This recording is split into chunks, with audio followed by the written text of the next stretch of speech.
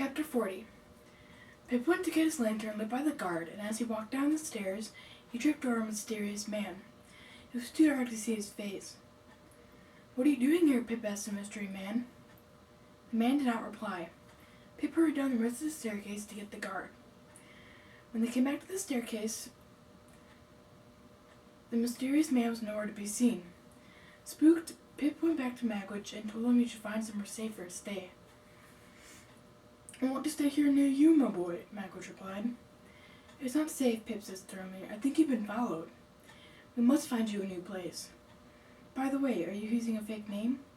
"Yes, dear boy, I took the name of Provis," replied Magwitch. Pip decided to take matters into his own hands. He would rent Provis a room somewhere nearby, but also wanted to get information from Jaggers about his client. Pip asked Jaggers questions about the man that gave him his fortune, but Jaggers was, as usual, careful in his responses. As an officer of the court, Jaggers could lose his license if he did not turn in a convict who was banned from England. So he pretended to have no knowledge of Mr. Provis, and Pip felt frustrated. Next, Pip got the clothes that he ordered for Provis. Pip got the clothes because he was trying to disguise Provis as a farmer, but the disguise only worked a little because Provis was still a criminal and he still acted like one. After the day's activities, Provis and Pip went to bed and were startled by Herbert walking in. Provis awoke with a start, pulling out his knife to protect himself.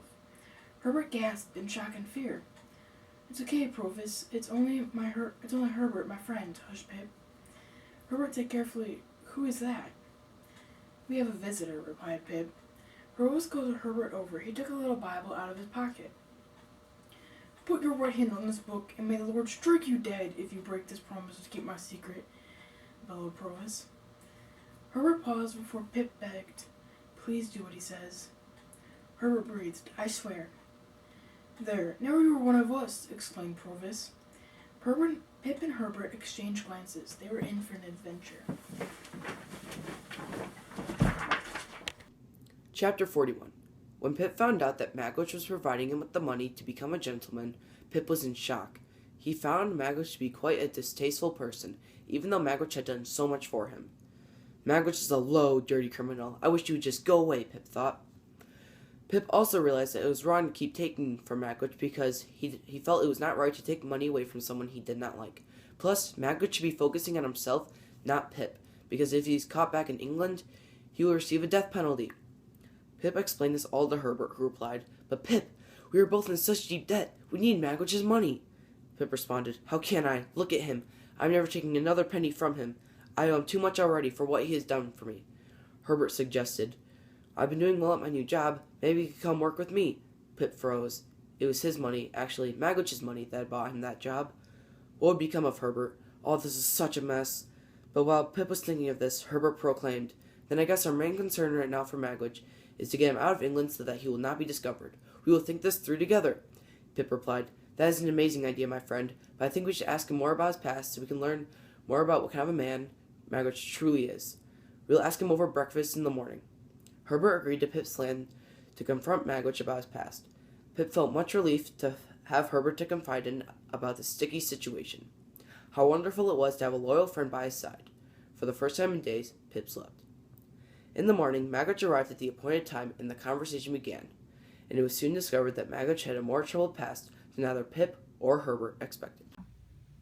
Chapter 42. Magwitch began with his childhood memories. He stole for a living because he said, "When I was young, my father ran away, took everything with him, and left me in the cold."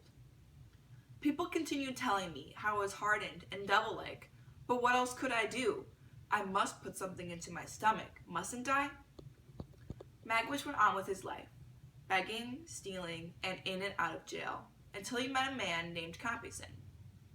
He described Compeyson as a man who acted high class, but was a bigger criminal than he was. He was clever.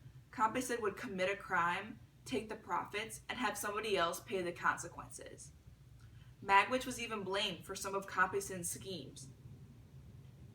Then Magwitch explained, before I had come along, Compeyson had partnered with a guy named Arthur. They had been in a bad thing with a rich lady years before and made a huge amount of money off of that scam. Magwitch paused. That business messed Arthur up. He drank himself sick, always talking about this rich lady haunting him in his dreams, all the way up until the day he died. But I took over as Compeysen's partner anyway, and what a mistake. I was always in debt to Compeysen, and always working and getting into trouble for him. Finally, we were both caught for something that he planned, but he made sure I looked worse in court. And he dressed fine and talked fancy, while I was just a low-life slug. And at the end of the trial, it was him who got 7 years, and I was sentenced to 14. So Pip, when you told me all those years ago that there was another convict on the marsh, I guessed it was Compeysen. I hunted him down and smashed his face, and made sure that he got arrested again. He had it coming. As Magwitch had been talking, Pip noticed Herbert writing a note, and then he passed it over to him. It read, Miss Havisham's half-brother was named Arthur, and Compeysen is the man who pretended to love Miss Havisham and stole her money. Though shocked, Pip closed the note and did not say a word. After Pip learned that Provis was a secret benefactor, he was disgusted at thinking he got all of his money from some low-life criminal. He couldn't believe that all this money he had been spending and showing off to his friends had been coming from a low-class convict. Pip's thoughts then turned to Estella. Pip thought, I'll never be good enough for Estella, but I need to see her one last time. Pip took a carriage to Richmond to see Estella, but her maid said that she was with Miss Havisham. This surprised Pip. He always accompanied Estella on her trips home, but he had other thoughts to worry him during the carriage ride. When he arrived, Pip decided to stop at the Blue Boar and have some breakfast before heading to Miss Havisham's. But he was shocked to find the wretched Bentley Drummle warming himself by the fire. What was he doing here of all places? Then it struck Pip. He must be visiting Estella. Was their relationship more serious than he imagined? Pip decided to send a clear message to Drummle. He would avoid talking to him at all costs. But he grew annoyed watching Drummle stand fully in front of the fire, taking all of its warmth. Who did he think he was? He should not get the whole fire and Estella too. Pip confidently walked forward and, saying nothing, nudged in, elbow to elbow with Bentley Drummle, wearing a scowl on his face. Pip continued this game of not talking to Drummle, but envy overtook him. There was an unspoken tension over their shared love for Estella. It intensified when Drummle ordered the page at the Blue Boar, Go get my horse. Just mine this time. I will not be riding with the lady today. Did you hear me? I know I often take the lady riding, but today it will just be me. Then he looked at Pip with victory in his eyes. Pip was seething by the time he left for Miss Havisham's. He turned around to see Drummle getting on his horse. He grabbed it roughly by the mane and tugged and pulled until it obeyed him. The brute! Pip hoped never to see him again, but he did hope to see Estella, at least one last time. Miss Havisham sat by the warm, bright fire. Estella knitted next to her, her knitting needles going clack, clack, clack. When Pip entered, they both looked so surprised. What are you doing here? Miss Havisham asked very quietly. Estella even stopped her knitting, waiting for Pip's reply. And Pip knew exactly how to answer. Yesterday I went to visit Estella, he said, looking at the young lady, but she wasn't there. So I came here instead, and have I got news for you. Pip was angry, but he tried to control his voice. He said, I know who gave me all my money.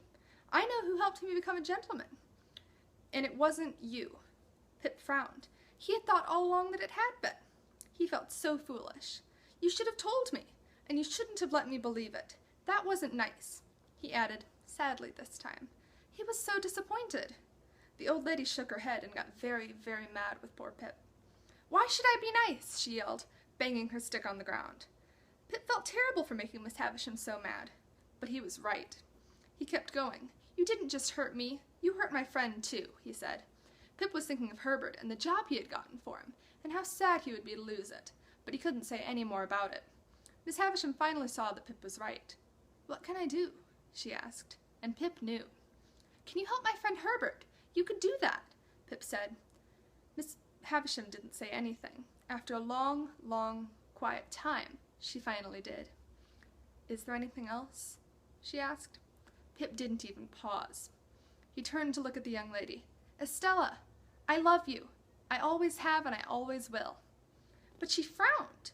I don't love you, though, she said. I warned you about this, but it will be okay. You will forget you ever loved me soon enough. I am marrying Drummle. This made Pip very sad. Estella, the young lady, had broken his heart. The old lady gasped. She looked horrified. But Pip left. He felt sick with disappointment. Pip hardly remembered the coach ride home, but he certainly couldn't forget what he found when he got to his building. It was a note left by his friend Wemmick, and it was very spooky. It warned, "Don't go home."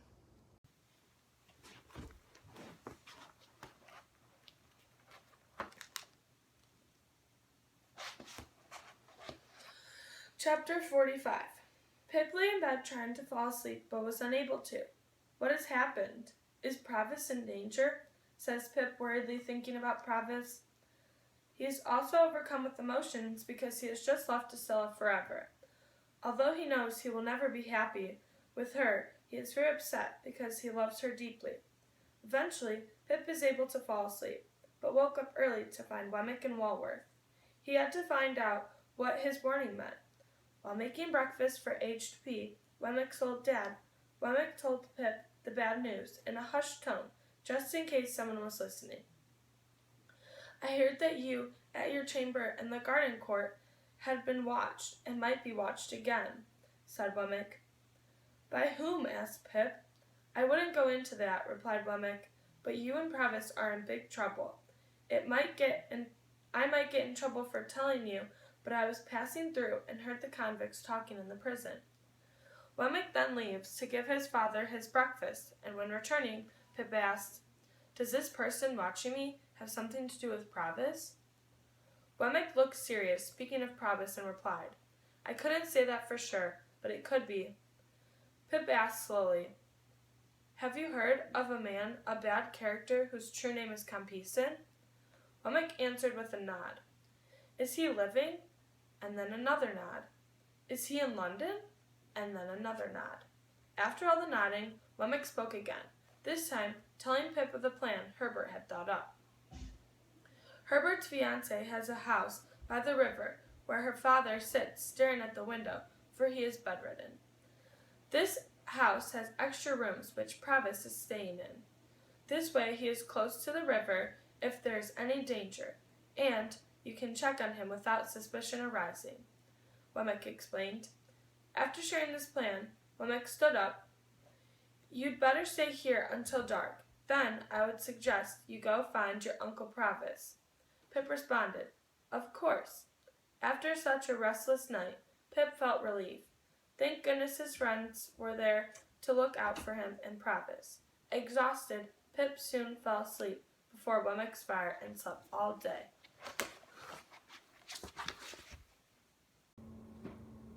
Chapter 46. Pip looked up at the plate upon the door, which read Mrs. Wimple. That being the name he was looking for, he knocked. He entered to a pleasant elderly woman and a loud roar upstairs. "That's her father," Herbert said, meaning Clara's rude alcoholic parent. As the commotion continued from Mr. Barley's room, Herbert led Pip upstairs to meet Provis, who was now hiding out under the name Mr. Campbell. Pip came into his room to find Provis comfortably settled by the fire. "I talked with Wemmick," said Pip, sitting down with Provis, "and I came to tell you the warning he gave us." Provis looked attentively at Pip. They both trusted Wemmick's advice. Pip explained how there was talk at Newgate Prison about Provis's return, and it seemed that the wrong people were after him. "My house is being watched," Pip shared. "I'm being followed, so this is the last contact we can have until we get you out of the country." Provis could not argue. He knew this was a reasonable solution. He seemed a bit sad until Pip added, "And of course I'll go with you." Later, Herbert and Pip discussed the plan further. "We are both good rowers," Herbert suggested to Pip, "and could take him down the river when the time comes. We'll catch up with an ocean steamer, and you two can hop aboard and get away safely." "I'll buy a boat tomorrow," said Pip, "and I'll start rowing every day so it doesn't appear so suspicious, especially since I'm being followed." Pip, who once wanted nothing to do with the endangered convict, now feared for the man in hiding. He only hoped he could keep Provis safe and get him out in time. Chapter 47. As time wore on and money grew scarce, Pip was living an anxiety-filled life. He was unable to pay his debts and was quickly running out of money to live day to day. But it was hard to focus on his money problems when he had the even bigger problem of trying to save Magwitch's life. He kept waiting for the sign from Wemmick that it was time to whisk Magwitch away from London. Pip was rowing every day, trying to train for his escape plan, but he realized there were many ways it could go wrong. One night, he decided to go to dinner in the theater, even with his money problems. Wopsle was performing, and Pip wanted to support him. Dinner was uneventful, but the theater was the opposite. The show was terrible, but what was strange was that Wopsle stared at Pip in the audience the entire time. He was quite distracted from his role. After a long show, Mr. Wopsle greeted Pip. "Hello, friend," but he was agitated. He told Pip, "Who was the man sitting with you in the show?" "What are you talking about? I was here alone," Pip said with surprise. Wopsle was breathless. "There was a man sitting behind you during the show. I had a feeling you must be with him, but then I noticed you were totally unaware of him. He was sitting behind you like a ghost." Pip, becoming alarmed, questioned him further. The more I look, the more I recognize him. "It was from all those years ago, Pip, when we chased those convicts on Christmas Day. That was him." Magwitch, Pip wondered. Why would he risk coming out of hiding? But he didn't say this. Wopsle added, "It was the convict who got beaten up on the marsh, remember?" And Pip knew. It was Compeyson. Compeyson was following him. He was the ghost behind him. He was the ghost hunting Magwitch and trying to steal his life. Who knew when, where, or for how long he had been watching, and how much he knew? And who knew when he would strike, and what would happen? Chapter 48. One day, Pip encountered Jaggers while he was wandering around the town. "Come and dine with me," suggested Jaggers to Pip, who was so very unhappy to see his former guardian. This was because they were not very much alike, and Jaggers was a very cruel man. Despite his depressed mood, Pip accepted the offer, and they headed to the law firm where the pair met up with Wemmick. When the three had sat down to the table at Jaggers, Wemmick brought out a special surprise for Pip. "This letter came for you from Miss Havisham," Wemmick exclaimed.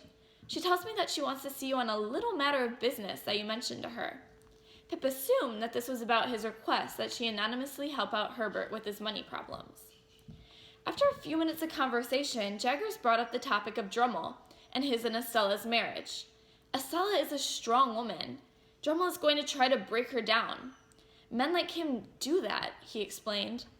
He went on to say how men like Drummle don't like to have someone more intelligent than them, so they often resort to hitting their wives. Pip was horrified. How could Drummle hurt someone so beautiful and precious just because she was more intelligent?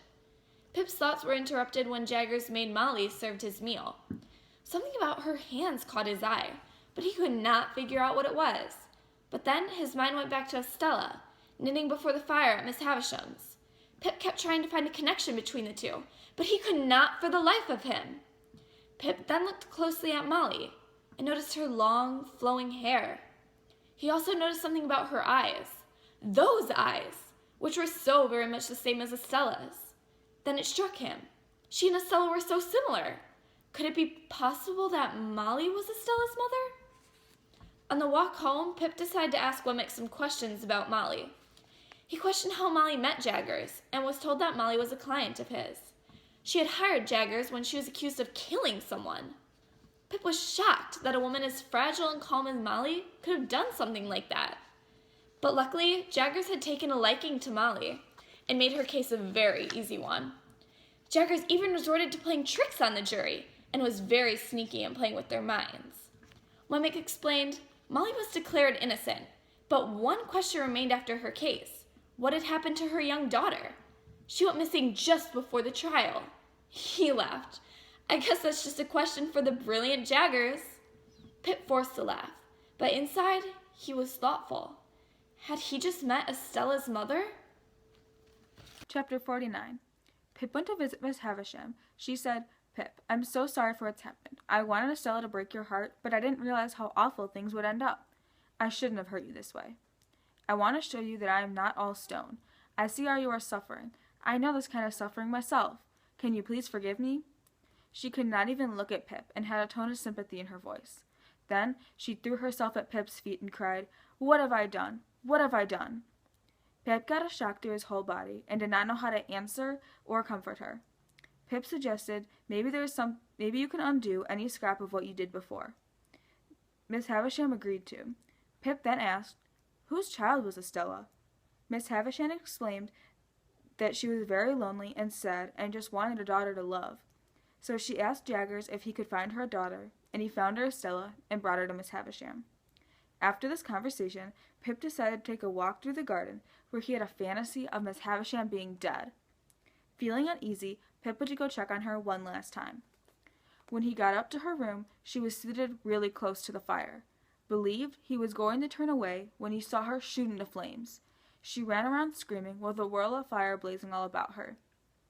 While he smothered her flames with his body and his coat, it seemed as if she did not want to be saved, but Pip persisted, holding her down and beating out the flames. When the fire was out, Miss Havisham fainted, and Pip called for help. A doctor tended to her, placing her on her old bridal table, wrapped in white cloth. Pip was shaken up by all that had happened. Had Miss Havisham tried to kill herself? When he had forgiven her? Feeling sickened and sorry, but knowing there was nothing he could do for her, he caught a coach to return home to Provis. Chapter 50. Pip was seriously injured from the fire at Miss Havisham's. He could hardly move his arms from the burns. He had to wear both arms in a sling, and it was very painful. But he was less concerned about how he felt than about what it meant. How could he row Provis to safety while he was hurt? When Herbert returned from visiting Provis, Pip avoided discussing his injuries. He simply couldn't face the fact that he might let Provis down, and he had no idea how to solve the problem. So instead, Pip asked, "Is everything well down by the river?" "Yes, everything is fine," Herbert said with confidence. "I sat with Provis last night for a long time, and he told me more about his life." "Don't you remember him talking about a woman he had trouble with?" "Yes, I do," Pip replied, as Herbert began to fix his bandages. "Okay, this woman was a jealous woman. In fact, she even murdered another woman who liked Provis." Pip's eyes grew wider in curiosity as he listened to Herbert. Herbert continued, "Provis and this woman had a child, a baby girl actually, that Provis loved very much. The woman became very angry with Provis for seeing this other woman, so she swore to Provis that she would kill their child and he will never see her again. Can you believe such a thing? Then the child vanished. Unable to find the child and absolutely disgusted with this murderous woman, Provis vowed to never see her again. Even worse, the scoundrel Compeyson knew all of this and used it to his advantage, to manipulate Provis." Pip was overwhelmed by all this information. "Herbert, how old did Provis say his child was when she disappeared?" "Well, she would have been about your age," Herbert remarked. He saw that Pip looked very jittery. "Why are you so excited? Are you feeling okay, Handel?" Pip took a deep breath. "Provis is Estella's father." Chapter 51. Pip wanted confirmation of Estella's parentage, so he went and found Jaggers to get this confirmation. He went to Jaggers' office and found him and Womack together inside. After giving him the tablets to withdraw 900 pounds for Herbert, Jaggers tells Pip, "I'm sorry, Pip, that would do nothing for you." Pip replied, "Miss Havisham was nice enough to ask if she could do anything for me, and I told her no." "Everybody should know his own business," responded Jaggers, and Pip saw Womack's lips form the words, "portable property." "I wouldn't have told her no if I were you," said Jaggers, "but every man ought to know his own business best." Pip then decided he was going to pursue the issue that he had come to discuss, so he turned to Jaggers and said, "I did ask something of Miss Havisham, though. I asked her to give me some information about her adopted daughter, and she gave me all that she possessed." "Did she?" Jaggers said. "I don't think I would have if I were her, but she ought to know her own business best." Pip responded, "I know more history about Estella than Miss Havisham knows herself. I know her mother, and I also know her father, too." At this, Jaggers made a start, but covered it up quickly, revealing that he did not know who Estella's father was. Pip then tells him the name of her mother is Molly, and her father's name is Provis, of New South Wales. Jaggers jumped at the name, simply shocked. Jaggers eventually softened up to Pip and ended up giving him all the information that he wanted to know, keeping all of it as a theoretical situation, of course, as to avoid anything illegal. This confirmed Pip's suspicions of Estella's parentage, and Pip left happy with his 900 pounds for Herbert and the peace of knowing Estella's parentage. Chapter 52. On a Monday morning, Herbert and Pip received a note from Womack. It read, "Take Magwitch to safety in 2 days. Burn this note so it can't be found." Herbert and Pip quickly started planning Magwitch and Pip's escape out of the country. They planned to row to a quiet spot where the river police would not see them. Then, when an ocean steamer neared them, they would flag it down so that Pip and Magwitch could climb aboard and sail to freedom. Later that night, when Pip went home, he found a very dirty letter. The letter demanded, "Come to the old marshes tonight or tomorrow at 9 if you want information regarding your Uncle Provis. You better come and tell no one." It repeated, "You must come alone." Who was this person that had gotten into touch with Pip? How did they find him? Pip didn't even think twice. If Magwitch or Uncle Provis was in trouble, he had to go. He quickly wrote a note to Herbert, telling him he had to say goodbye to Miss Havisham. He caught the last carriage just in time, and back home he found a room at the Blue Boar, where he ordered some dinner. He could barely eat it before it was 9 o'clock. He ate it. While he ate, he wondered, am I doing the right thing? Who am I going to meet? And why must I go alone?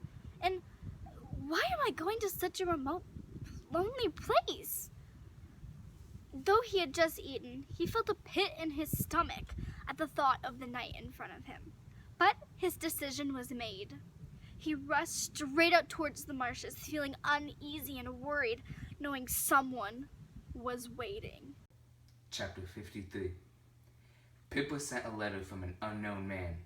The letter said to go to the stone building near the swamps to meet the unknown man. So on a very dark night, Pip made his way outside of the stone building. The location was very lonely. No one was around, and the only sound was the sound of the wind blowing. Pip started to move towards the building. The door to the stone building was open. "Hello?" Pip called. "Hello? Anyone there?" There was no response. So Pip decided to go inside. It was dark, except for one candle. Pip picked up the candle so he could look around. But then, the candle was blown out, and the next minute, a rope was tightened around his neck. "Help! Help!" Pip yelled in fear, struggling to get out. The unknown attacker tied Pip to a pole, then lights a fire. In the light, Pip sees a face he recognizes. Orlick. "Let me go," Pip demanded. "Ha!" Orlick chuckled. "I will let you go when you are dead," he scolded. "Why are you doing this to me?" Pip asked in fear. "This is revenge for all the bad you have done to me," Orlick stated. "Oh, and before you are gone, you should know that it was me who you bumped into in the stairs when Magwitch told you he gave you the money, and it was I who attacked your sister." "It was you, villain?" Pip said in shock. Orlick then took hold of a stone hammer, moved towards Pip, then BAM! Herbert, Startop, and Trav's boys enter and rescue Pip from his end. They untie Pip and immediately leave back to London without attacking Orlick. Chapter 54. Pip and Herbert prepared to put their plan in motion. With their friend Startop, the pair set out on the river. As they moved out of London into the marshes, the mood darkened. The rowing became harder, and a sense of anxiety settled over the group. At the filthy inn where they stopped that night, the servant tells them of an ominous boat he had seen near the inn. Pip worried that it could either be the police or Compeyson.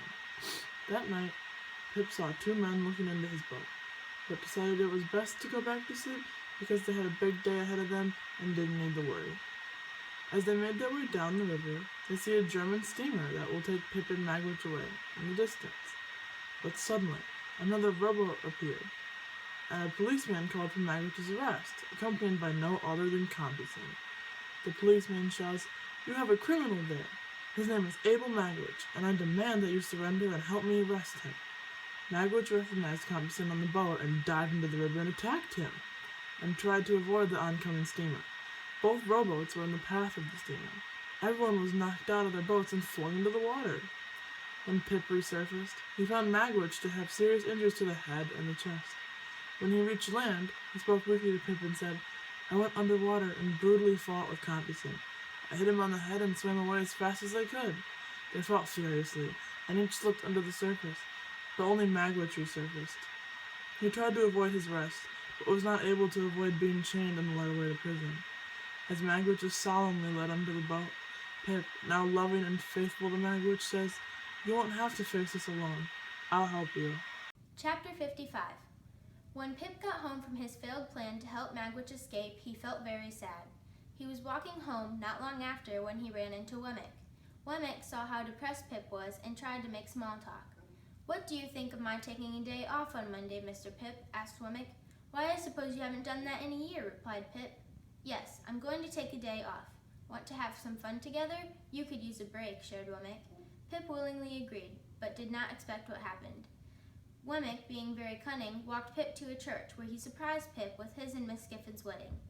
He thought the celebration would make Pip feel better, but it only succeeded in making Pip feel lonely. Wemmick wasn't very happy with Pip either, though. He had told Pip long ago to get a hold of Magwitch's portable property. Because Magwitch was a criminal, the money was held by the government. Pip would get nothing. Jaggers angrily explained, "You are not related to the outlaw or connected to him by any recognizable tie. How could you let the money slip through your fingers?" Pip, full of guilt, resolved, "It's gone, all of Magwitch's work for nothing." Defeated, Pip left Jaggers and Wemmick and sulked home. It was only a while before Herbert returned home, looking very gloomy. "My dear Handel," he sulked, "I'm afraid I must soon leave you. I have important business across the globe, and I'm sad to go when you need me the most." "Herbert, I will always need you," returned Pip, "but you must go. I will be fine. I am so busy visiting Magwitch in prison each day, I probably won't even realize at first." But that wasn't so. Later that week, Herbert left Pip, and Pip was alone in their home. Here he was, with no money, no job, and all alone, while the people around him were off to bigger and better things. Pip was right back where he started, but worse, because now he has no great expectations. Chapter 57. Pip became very sick after the stress of losing Magwitch. He lay in bed very weak and feverish. He could not get up to answer a knock at the door and was surprised when officers walked in and announced, "You're arrested." Too weak to say much, Pip asked, "Why?" "It's your debt, young man, and you'll pay or go to jail," they said. Pip knew he was in big trouble, but was too sick to say more than, "What is the debt?" The men replied, and it was more money than Pip could pay back. It was also more than he could worry about, for he could not keep his eyes open. "We'll be back when you are healthy enough to go to prison," the officers warned. Since Pip was very ill, he experienced these things called hallucinations. He imagined other people being there even though they were not. He kept imagining that every person he saw was Joe. But when Pip's fever broke and he came to his senses, Pip realized Joe was actually there. "Look angry at me, Joe. Tell me how unthankful I was. Don't be so good to me," Pip cried. Joe told Pip, "You and I are friends, and when you're well enough to go out for a ride, what larks!" He talked to him just like the good old days, and Pip realized that his bad behavior was forgiven by this good man. Joe took care of Pip while he was sick. When Pip felt better, he finally asked, "Has Miss Havisham gotten better?" "No, Pip, I'm sorry. After a week that you fell ill, Miss Havisham died." He went on, "Mrs. Stella received most of Miss Havisham's fortune. Mr. Matthew Pocket was left with £4,000. Can you believe that? What a windfall. But Miss Sarah was only given £25. Mr. Jana only received £20, and Miss Camels," which Pip knew Joe meant to say Camellia, "received £5. He concluded, "It was clear she wasn't fond of some of those pockets." Pip thought, "You're not kidding." Joe went on with more news from home. "But that aren't all. Old Orlick has been robbing houses, and he made the mistake of robbing Uncle Pumblechook. He tied him up and beat him up a little. But since Pumblechook knew it was Orlick, Orlick landed himself in county jail." As Pip slowly regained his health, he tried to talk to Joe about his benefactor, Magwitch. He needed Joe to know the whole truth behind who made his fortune. But Joe did not want to speak about those terrible times when Pip was taken away from him. So Joe told Pip, "That's all in the past, Pip. We're still best of friends." Pip had a lot of time to think while he was recuperating. He knew that he missed the simple life that he left behind. He wanted to go back home with Joe and make things up with Biddy. How foolish he'd been to ignore what a wonderful girl she was. He would go back and apologize and ask Biddy to marry him. He could go back to work for Joe, and they could have a wonderful life together. He planned to talk to Joe about these plans, but when he awoke the next morning, determined to talk to Joe, he was gone. All he'd left was a note. It was a banknote with Pip's debt. It was marked, "Paid in full," and signed by Joseph Gargery. Overwhelmed by Joe's generosity toward him, Pip began dressing immediately. He would follow Joe, thank him, and promise to pay him back. Then he'd find Biddy, and finally get his life headed in the right direction. Chapter 58. Pip went back home with a plan to thank Joe, promised to repay him, and propose to Biddy. When Pip returned to eat breakfast, he finds Mr. Pumblechook was waiting for him. Mr. Pumblechook acted very annoyed when he started talking with Pip. Mr. Pumblechook nodded to the waiter. "Please bring us watercress sandwiches." "Thank you," said Pip, shortly, "but I don't eat watercresses." "You don't eat 'em," returned Mr. Pumblechook, sighing and nodding his head several times as if he might have thought of that. "Of course you wouldn't. Watercress is too simple for your sophisticated taste." "Is that what you think, Mr. Pip?" he said snidely to make Pip look bad. He was very glad that Pip's fortunes had fallen, and was sure to rub it in. Mr. Pumblechook continued to bother Pip about the mistakes he made in the past, while Pip was eating his breakfast. "Little more than skin and bone," mused Mr. Pumblechook, "and yet when he went from here, I may say with my blessing, he was as plump as a peach." This reminded Pip of how different Mr. Pumblechook acted based on Pip's fortunes. When Pip was a poor little boy, Pumblechook treated him like he was a criminal. When Pip had money, Pumblechook kissed his feet and pretended he was the one responsible. Now that his fortunes had fallen again, Pumblechook was here to smear him. This is why Pip got annoyed when Pumblechook said knowingly, "I assume you're going to visit Joe this time." Pip fired back, "In heaven's name, what does it matter to you where I am going?" Pip's comment gave Mr. Pumblechook just the fuel he needed to go off on how poorly Pip treated Joe and Biddy. Pip left Pumblechook shaking his head in shame as he discussed Pip's poor manners to the waiter. Pip did go to find Joe and Biddy, readying to propose to Biddy. How happy his life could be with someone as good as her, if only he'd seen it sooner. He looks in Biddy's schoolhouse, and it's empty. He looks in Joe's forge, it's empty. But when he looked into the window of Joe's house, he was surprised to see the very people he was looking for, and they were dressed in their best clothes, with Biddy wearing a white dress. Pip's mouth nearly fell open when Biddy announced with delight, "It's my wedding day, and I am married to Joe." Pip was shocked. Joe and Biddy? The idea of his newfound life as Biddy's husband fell around him, but he recovered enough to smile and say, "How wonderful, what a lovely couple, I'm so happy for you." With his plans in tatters, Pip had to regroup. He decided, "I have problems, and it's time I solve them myself. I'll sell all my stuff and start paying my debts. I'll get a job with Herbert and do all I can to pay back Joe, and it's time I leave London and my past behind." Once again, Pip had great expectations, but this time he felt proud that his future was in his own hands. Chapter 59.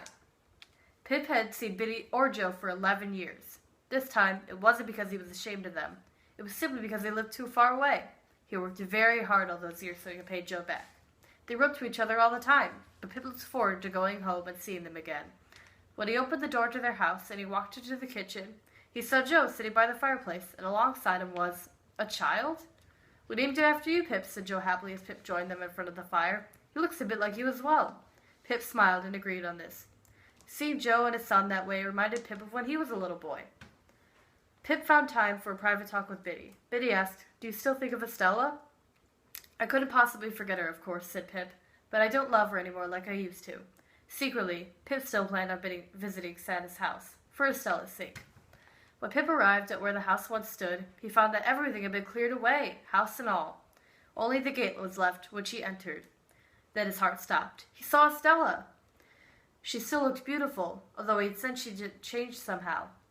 Even in her appearance, the way she looked at him, she seemed to be much less boastful and stuck up than she had all those years ago. "Estella!" Pip cried. He could not hide his excitement. Estella turned around. "I'm surprised that you still recognize me after all this time," she said. "Strange, isn't it, that this is the place where we first met, and here we are again," Pip remarked. "Yes, indeed," Estella nodded.